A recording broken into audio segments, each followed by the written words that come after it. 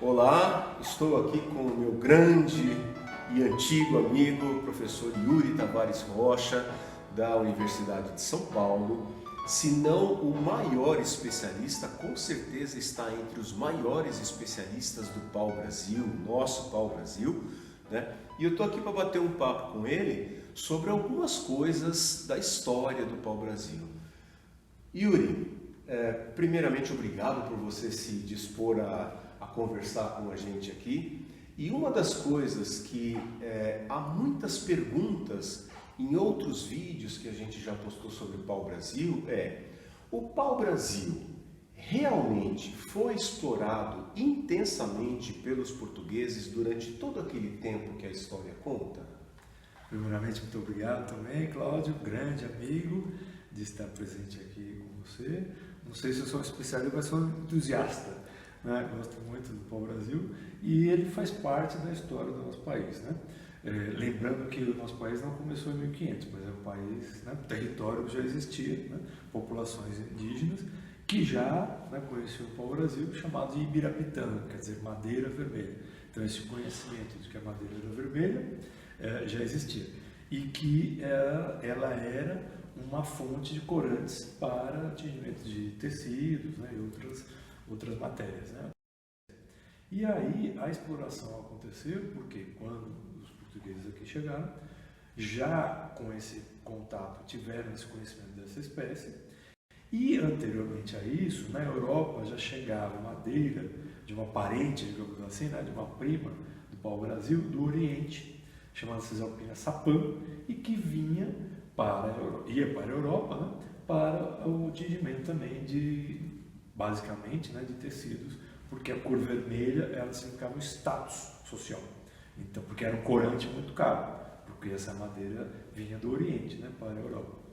Então, eles conseguiram esse conhecimento e fizeram essa analogia, levaram, né, para o Brasil para fazer essa experimentação de extração, como faziam dessa outra madeira, e aí começou a exploração, porque na medida em que, né, o Tratado do século XV de Tordesilhas já dividia, né, uma parte depois aí do descobrimento, né, entre Portugal e Espanha.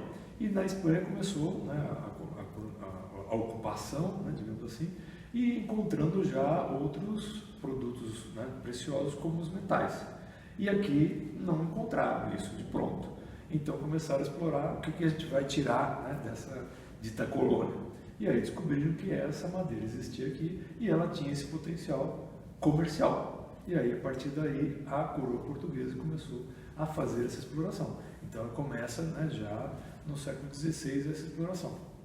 Só que a coroa portuguesa não tinha o capital necessário, as pessoas, para fazer essa exploração. Então, o que a gente chama hoje, né, de terceirização, né, ela fazia contratos de cessão de direito de exploração do pau-brasil, chamados contratos do pau-brasil, e as pessoas interessadas faziam a proposta para a coroa e as pessoas vinham aqui explorar o pau-brasil e, em troca da quantidade explorada, davam uma porcentagem para a coroa.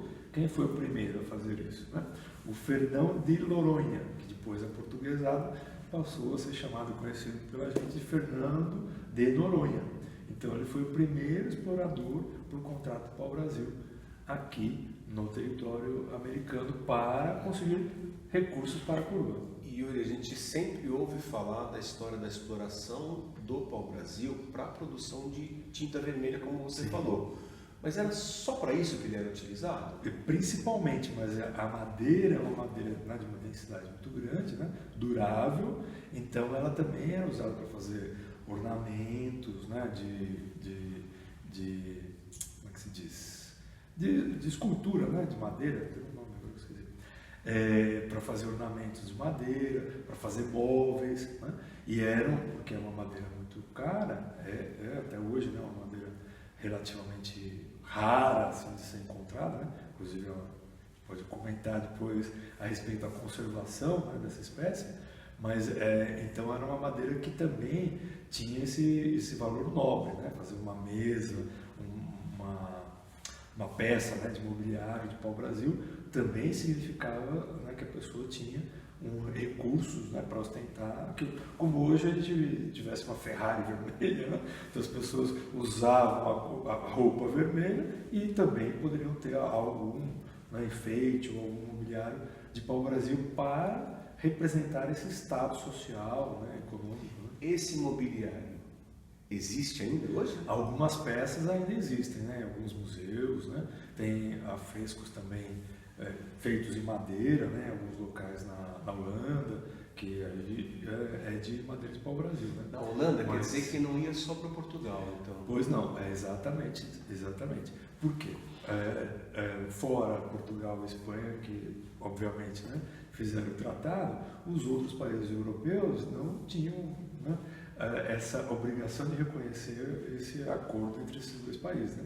Então tinha uma cobiça muito grande relacionada ao continente americano como um todo, por outras coroas, digamos assim, né, europeias. E aqui no Brasil vinham muitos franceses, né, os corsários franceses, e muitos holandeses também. Tanto que nós temos, né, em relação aos franceses, dois eventos importantes, que é a invasão no século XVI ainda, da região onde hoje é o Rio de Janeiro, que eles tinham um projeto chamado França Antártica, para fazer uma colônia francesa ali. Não deu certo que eles foram expulsos do país. Aí eles foram ao norte do país, e inclusive a cidade de São Luís, no Maranhão, tem esse nome em homenagem ao rei Luís. Então foi uma invasão francesa lá. E os holandeses invadiram a região do Nordeste, né, onde está a região hoje de Pernambuco, né, e também ficaram lá, né, praticamente 3 décadas. E eles tinham, primeiramente, esse objetivo do pau-brasil, e também concomitante, né, se descobriu que essa terra, né, ela poderia ser muito produtiva, retirada, né, a floresta, para plantio de cana-de-açúcar, que era também um recurso, né, muito importante. Né. Inclusive Portugal, né, não tinha a tecnologia de retirada, né, do corante. Então ele levava para a Europa e lá ele vendia. E aí isso era feito, né, nos Países Baixos, na França. Né. Então, na verdade, ele também não agregava valor. Né. Então teve uma exploração que poderia ter sido melhor, né, se tivesse essa segunda fase de beneficiamento da madeira, né, para a retirada do corante. E quantidade, Yuri? A gente tem como estimar quanto foi levado, por Exato. quanto tempo foi levado? Dos dados que eu obtive dos dados oficiais. Mas, por exemplo, eu nunca fui a nenhum arquivo francês para descobrir se tem registros, né, dessa, mesmo que era uma exploração, né, não oficial por parte de Portugal, mas eles podem ter registros. Né. Nunca fui também na Holanda. Né. Os contratadores de pau-brasil iam variando, né, falei do primeiro, mas inclusive é muito interessante que a ordem dos jesuítas também teve uma época, um período que ela fez um contrato para explorar o pau-brasil. Então nunca fui nos registros do Vaticano para saber, né, nos registros dessa ordem, se teria, né, registro sobre essa exploração. Então, e fora, né, a exploração dos outros, né, exploradores extraoficiais, né, então do contrabando, né, que a gente tinha também de contrabando da madeira do pau-brasil. Então, dos dados oficiais, e é uma espécie, né, endêmica da Mata Atlântica, e ocorrendo atualmente, né, dos estados do Rio de Janeiro ao Rio Grande do Norte, e os registros históricos não saem dessa faixa, né, e mais na parte litorânea. Então, a gente tem desses registros que, numa estimativa que eu fiz, porque tinha o quilo, né, que a medida de peso que era em quintais, e também as toras eram em torno de 1,30 m, né, centímetros de comprimento, e em função do número de toras e dessa pesagem, eu cheguei ao cálculo de cerca de 500 mil árvores, né, desses registros oficiais. Né. Agora, muito dessa exploração era registrada onde?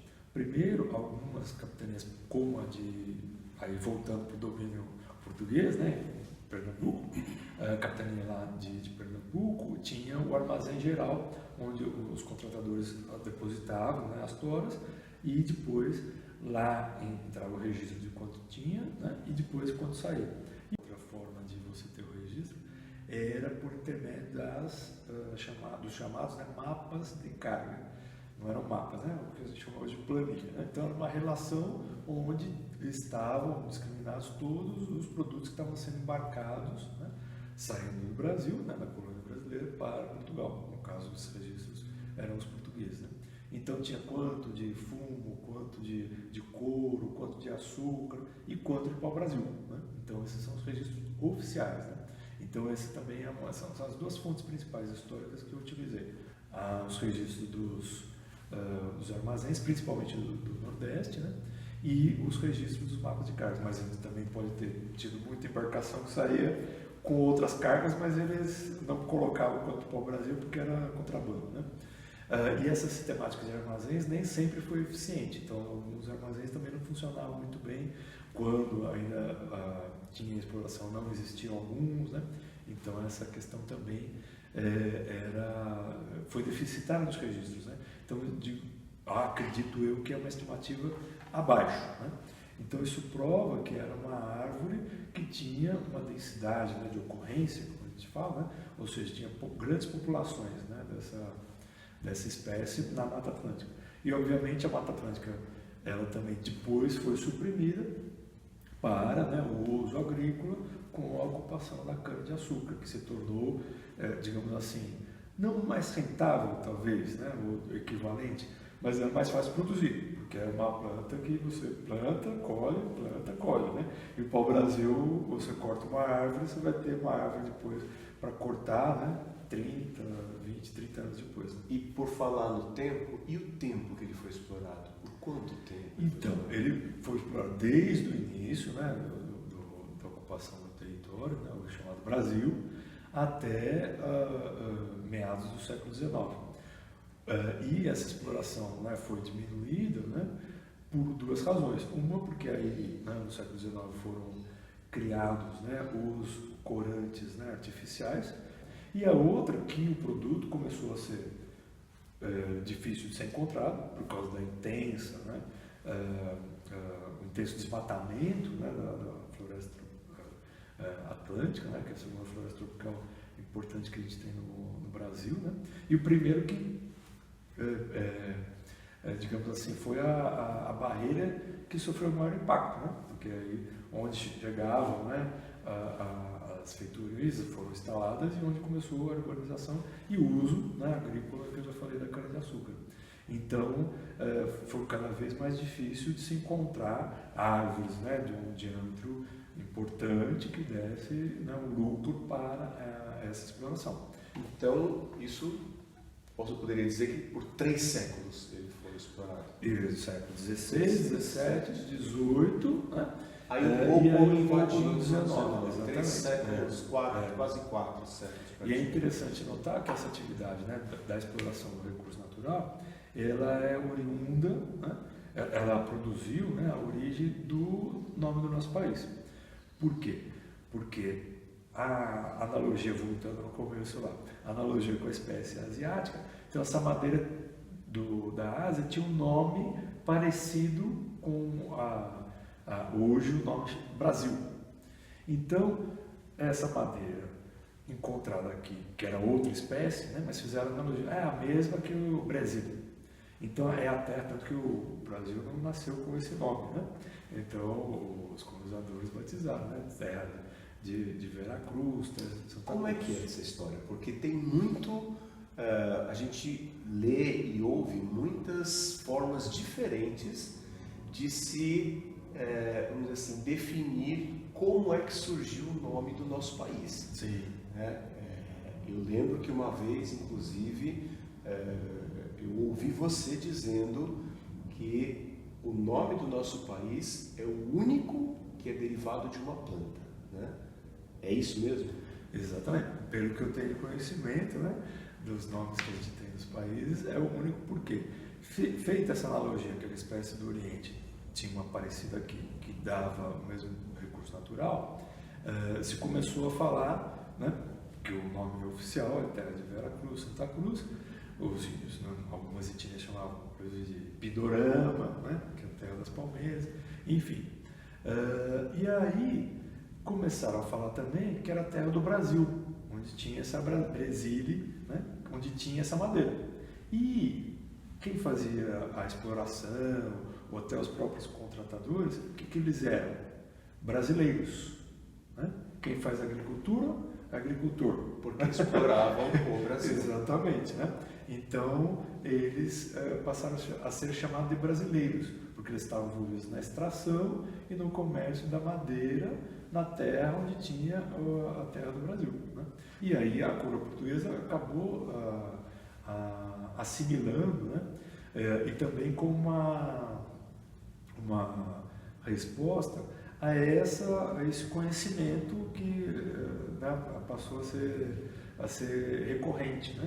Então muitos mapas antigos, né, começaram a desenhar, né, o Brasil e tudo, e ao invés de colocar a terra de Veracruz e Santa Cruz, colocava a terra do Brasil, terra Brasilis, né? Então a terra do Brasil, e aí acabou virando, né, o nome do nosso Brasil, país. exatamente, né? Muito bom, muito obrigado, muito interessante essa história toda. E ele falou, depois a gente pode conversar sobre conservação. Eu vou cobrá-lo e a gente vai fazer um outro vídeo falando sobre a conservação do pau-brasil. Será um prazer, muito obrigado. Muito obrigado.